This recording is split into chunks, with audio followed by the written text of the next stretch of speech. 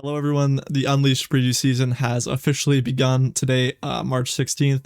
Riot has dropped their dev video as well as a brief overview of Unleashed and all the new mechanics coming into the game with set 3. I'm super excited to be talking about this just because this set seems super interesting and also because this is my first video in the Riftbound space.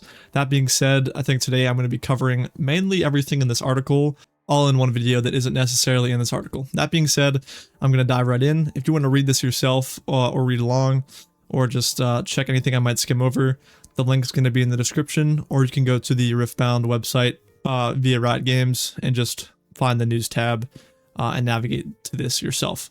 That being said, set 3 is officially coming out. It's been jungle themed. If you've been paying attention mostly or pretty tapped into the Riftbound community, you would have known that. But at the heart of Riftbound's third set is a single unifying idea: power strikes from the shadows. Champions like Master Yi, Diana, Vi, and Pyke embody this idea of hidden strength and patient transformation. Each has walked a solitary path shaped not in the spotlight, but in silence. And then they go in to say that, in short, Unleashed is about becoming. Champions don't arrive fully formed. They grow, evolve, and strike only when it matters. The jungle is their crucible, and Unleashed introduces the new XP mechanic to illustrate that change, enabling fantastic new abilities. Every XP token, every monster defeated, every hidden advantage gained is a step toward dominance. And then they have the link to the Unleashed dev video to kind of just kick off the cards and the new mechanics. I'm not going to be covering the exact contents of this video, except for the few cards that they show. If you want to go check out the video, I just recommend looking it up or finding this article. So let's just dive straight into the new mechanics. The first being XP. It apparently is XP seems to be a new resource that you build up and spend for unique advantages in the game. Kha'Zix being the big one, I think, utilizing this new mechanic. But Kha'Zix, the Void Reaver, this champion legend, is a great example of ways you can gain and spend XP for interesting effects. He is the body chaos, which is what a lot of people predicted, and it turned out to be true. I heard of some people saying they wanted mind and chaos, just because mind has to deal with evolving. And while I agree, I think body always fits Kha'Zix, especially with his physical evolutions he has throughout game. Kha'Zix text reads: when you win a combat, gain 1 XP. You can spend 1 XP while exhausting to buff another unit, or spend 2 XP in exhaust to move an exhausted friendly unit from a battlefield to its base, which in just essence is a pretty strong ability, especially with his rune combination. I can definitely see some interesting combinations being used in decks that are going to cover Kha'Zix, and this is kind of exciting to me, even outside of this XP system. This basically just covers what I just said, but for each XP you accrue, you also gain a level, and many of your cards will gain new abilities as you gain levels. Here's how it works. Cards will level benefit from how much XP you've earned. Those cards can gain unique benefits once you've reached their XP level. This is the new Master Yi champion units, Master Yi Unstoppable, who directly changes based off of the amount of XP that you're gaining throughout the game. Level 3, I cost 2 energy less, 2 energy and 1 calm power less. And while you have 3 plus XP, get the effect. So that's just the explainer text saying what we covered earlier, that if you have 2 XP, you're technically level 2, or 16 XP in this instance, you'll get these effects and be level 16. So it seems to be Kha'Zix has a roof of 2 XP. Not a roof, I would say. You're probably going to be able to consistently grow XP throughout the game. I wouldn't see them adding a cap. But I could also see them adding one too. It depends. I don't think they released the new rules for this yet, so that's just up to speculation. But you're only really getting 2 abilities here that take 2 different amounts of XP. Moving on to the example text, using Master Yi Unstoppable when you have 3 XP. That means Master Yi Unstoppable is level 3, which is kind of what we were talking about up here. And then he costs 2 less energy and 1 less power to play. At level 6 and 11, he even costs less. And if you get him level 16, he can't be chosen by enemy spells and abilities. Overall, this seems like this is a super late game scaling Master Yi, which kind of makes sense. AFK farming Master Yi coming to the game pretty late and just 1v1ing and destroying the whole enemy team. I like the flavor there. He does have a bunch of abilities, so level 16 that can't be chosen by enemy spells and abilities. That's pretty crazy. That's basically just a Ruin Runner. I cost six energy less and 3 power less instead. So yeah, you basically just want to build up XP throughout and kind of get him out on past the level 11 turn, because he's just gonna cost 6 energy at that point, and no recycling, no power. So basically a 6 drop if you can get to level 11, a 6 drop for 12 might, which is insane. Granted, that's just in a vacuum. That's not an actual gameplay, but depending on how quickly you're going to be able to gain XP, I can definitely see Master Yi being back up to the top of the meta, especially with this new champion unit. It also depends on how the new legend works as well. We have the new second mechanic, Hunt. Hunt is a new mechanic that helps you build up the XP that you'll use to enhance your cards or spend for splashy effects. When a unit with Hunt conquers or holds a battlefield, you gain the amount of XP on the card. So they use Moss Stomper here as the example for hunting. Moss Stomper is one of the little jungle buff monsters you get if you take Smite, and then you can kind of you'll know this reference. But Hunt, Moss Stomper has Hunt 2. When I conquer or hold, I gain 2 XP. So this is the keyword officially for gaining XP. So Hunt 3 would give you 3, and so on and so forth. And then on level 3 for this card, not even level 3 on this card at all. I think XP is just a general board wide system or currency. So when you hit level 3, or when you get enough XP for level 3, you have +1 mites and you gain deflect. While you have 3+ XP, get the effect. Opponents must pay power to choose a deflect unit. If you're familiar with deflect, that flavor, that text isn't really useful, but it is a good explainer for the beginning of the set. And funnily enough, this is an Ixtal dog, a 3 cost, 1 power for 3 might, with Hunt 2. So this is going to be a general XP gainer throughout your match. Interesting to see what other kind of cards are going to have Hunt. As you can see, this Moss Stomper has a Hunt effect, which reads when I conquer or hold to gain 2 XP. That's basically what we talked about earlier, level 3 ability, so it benefits from gaining XP too. Moving to the third mechanic that I don't think has anything to do with XP is Ambush. And in League of Legends, one of the core skills of a jungler is the ability to attack from concealment at just the right moment. In Riftbound, the new Ambush mechanic lets you do that too.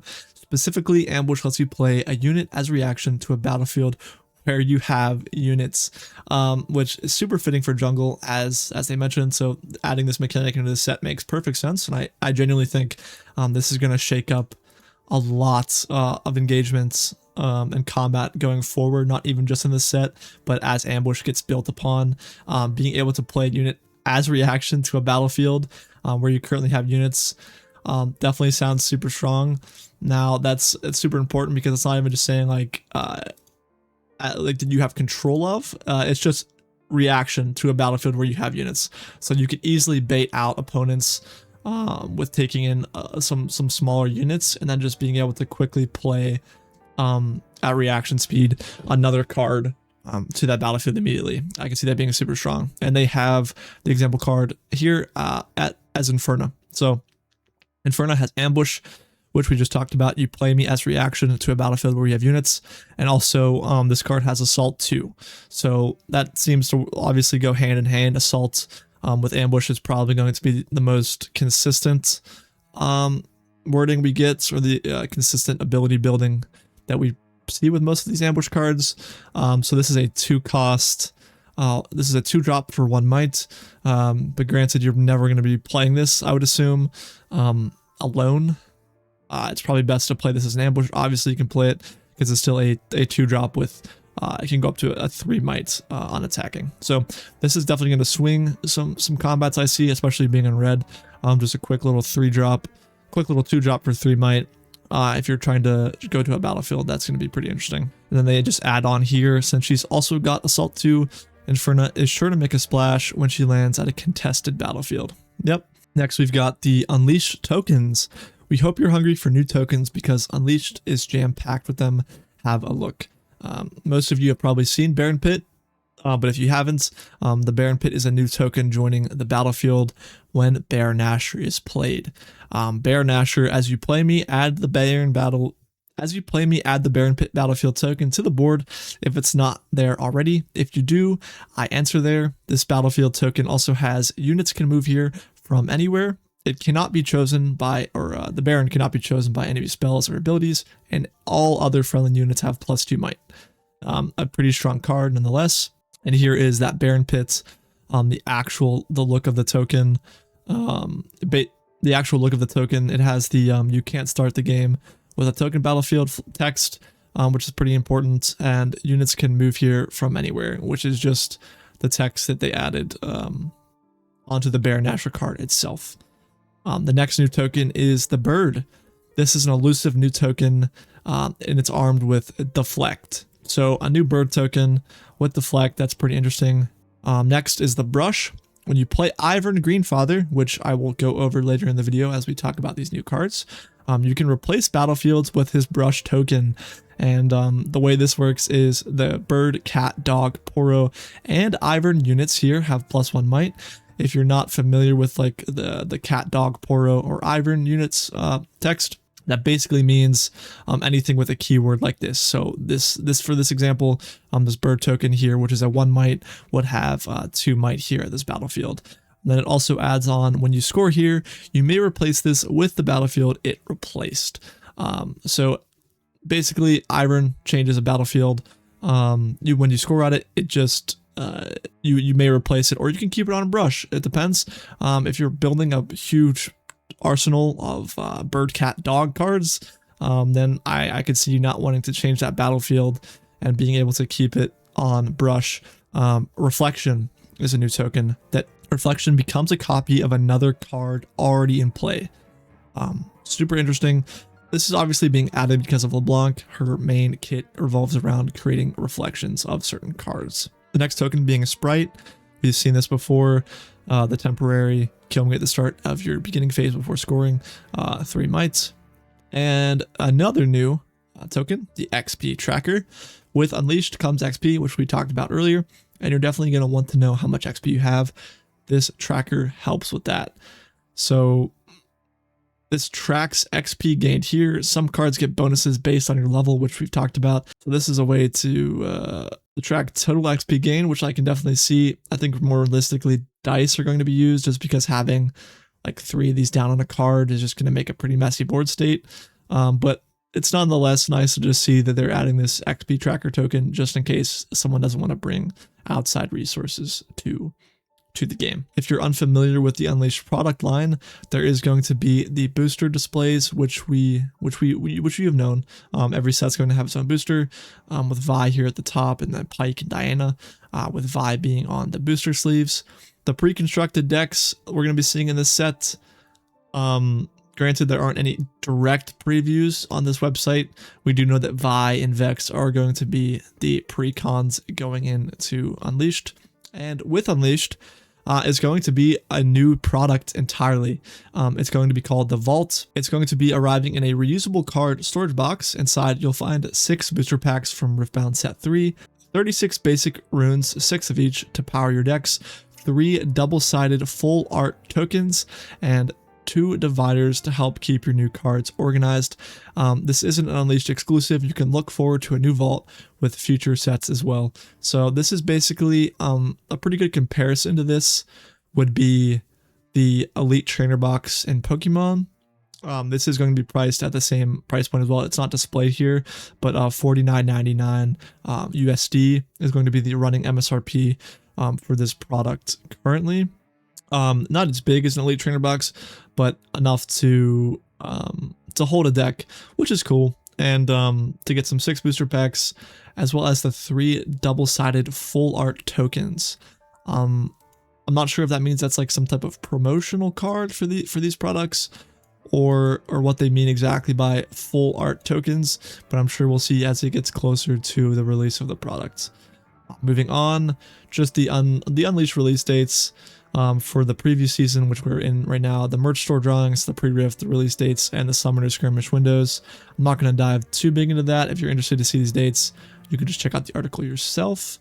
And another massive part of Unleashed going into this new set is they are introducing a new rarity to the game, which I honestly wasn't expecting this early, but I guess they want to have bigger chase cards than the overnumbered signatures, which with the overnumbered signature, I think appearing in every like 1 in 5 boxes, that means this card is going to be insanely rare.